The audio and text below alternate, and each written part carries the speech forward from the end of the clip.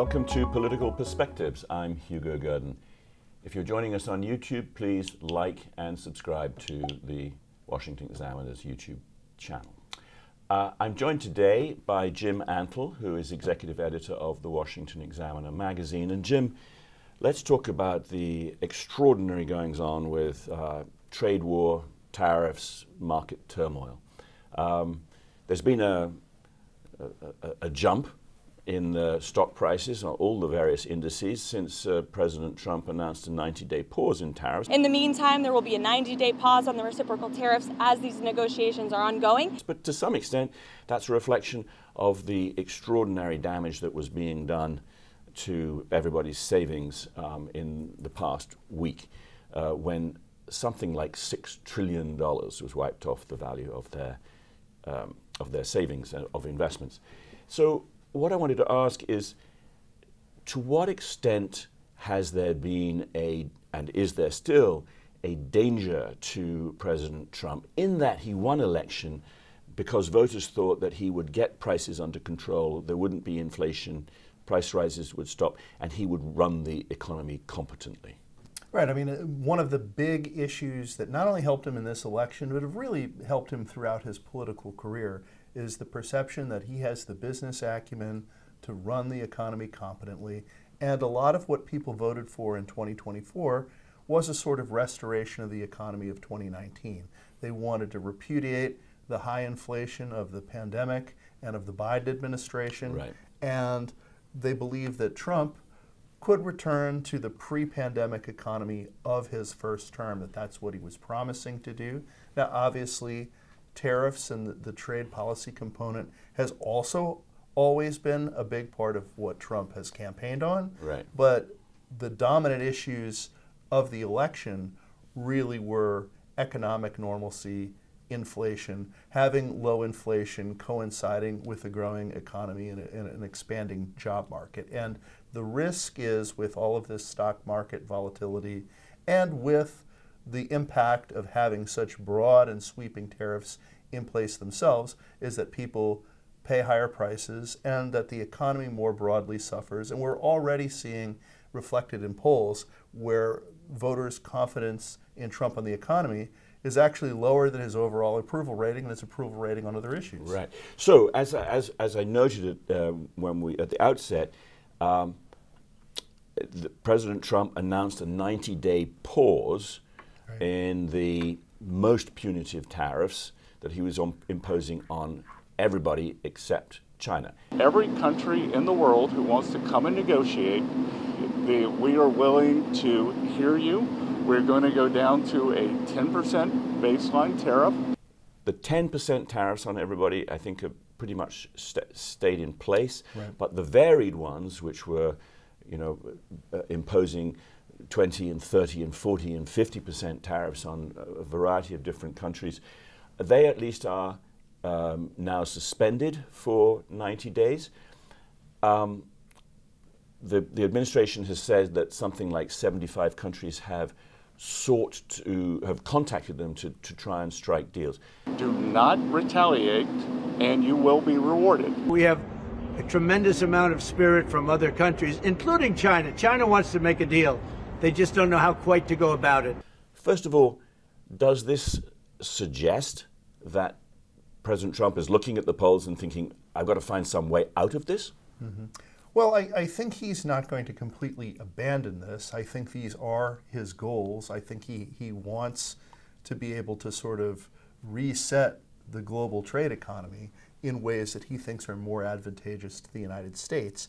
But I do think it is a recognition that there's only so much damage on the economy that he can inflict without, one, jeopardizing those goals, and two, losing political support. So a lot of people who are otherwise very supportive of President Trump in the business community, Republican lawmakers on Capitol Hill, these are people who've been very nervous both about the fact of the tariffs and also the instability around the tariffs. But the pause that he has put in place, the 90-day pause for negotiations, lends weight to those who say this was always about reducing other people's tariff barriers and getting more of a better deal for the United States.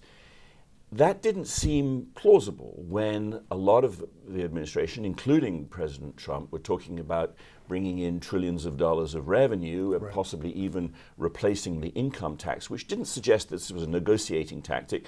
This was a permanent change in the way that revenues were raised. Does President Trump's move to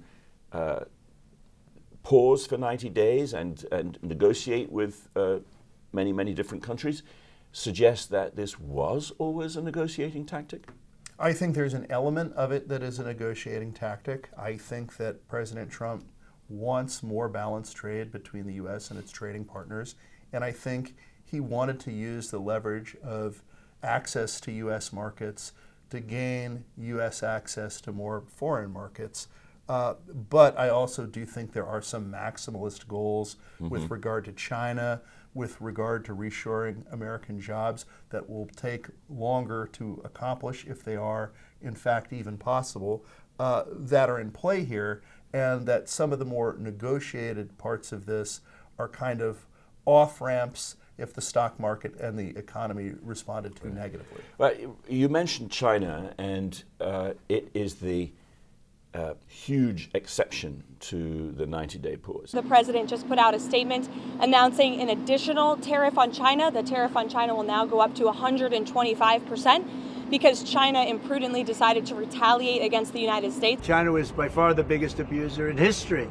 In fact, whilst pausing the imposition of tariffs on all of these other countries, President Trump has slapped 125% tariffs on China. There have been arguments over the course of the past week that the real aim is to isolate China.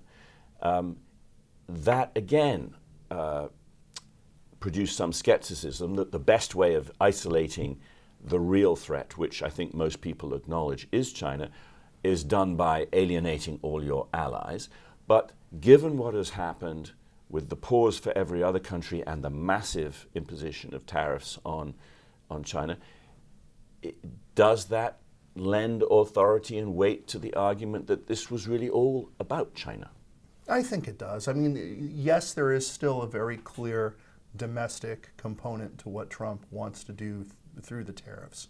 But China has always been sort of public enemy number one. He wants to pursue decoupling of the American and Chinese economies to the degree possible, and he wants America's top trading partners to become less economically interlinked with China.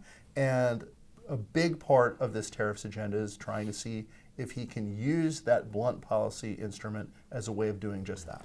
You know, one of the things that makes one doubt that this was always the way that the administration planned it, and that there was some sort of brilliant insight about how we might proceed along this extraordinary bumpy road, is the fact that the turmoil in the markets has produced a split in the administration itself. You would think that if everybody knew this was the way that they were going, that it wouldn't have split the administration, because they'd have sort of, well, we know what's coming.